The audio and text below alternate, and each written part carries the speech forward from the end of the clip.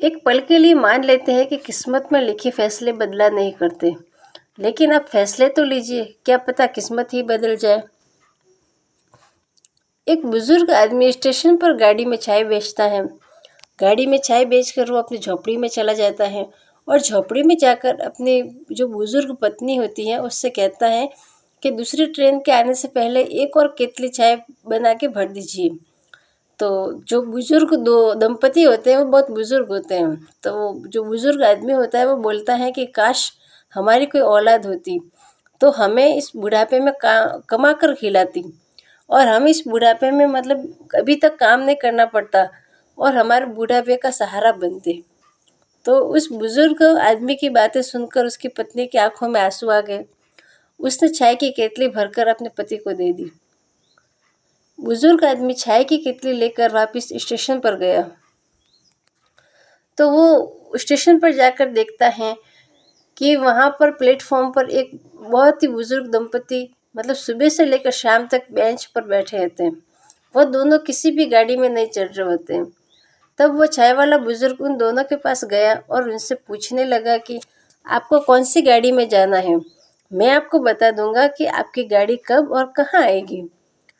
तब वो बुजुर्ग दंपति बोले कि हमें कहीं नहीं जाना है, हमें हमारे छोटे बेटे ने यहाँ एक चिट्ठी देकर भेजा है और कहा है कि हमारा बड़ा बेटा हमें लेने स्टेशन आएगा और अगर बड़ा बेटा ना पहुँचे तो इस चिट्ठी में जो पता है, जो एड्रेस है, आप वहाँ पहुँच जाना।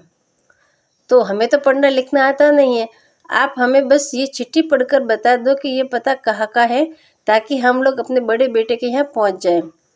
तो जो चाय वाला बुजुर्ग आदमी था वो थोड़ा पढ़ा लिखा था, तो उसने जब चिट्ठी को खोला और पढ़ा तो उसके पैरों के नीचे की ज़मीन ही खिसक गई।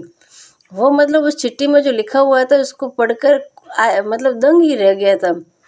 तो उस चिट्ठी में ये लिखा था कि ये मेरे माता पिता हैं, जो इस चिट्ठी को पढ़े वो इनको पास के किसी वृद्धाश्रम में छोड़ आए।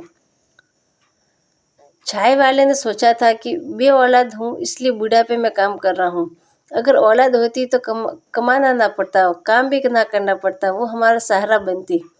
पर इस बुजुर्ग दंपति के तो 2 बेटे हैं पर कोई भी बेटा इनको रखने को तैयार नहीं है।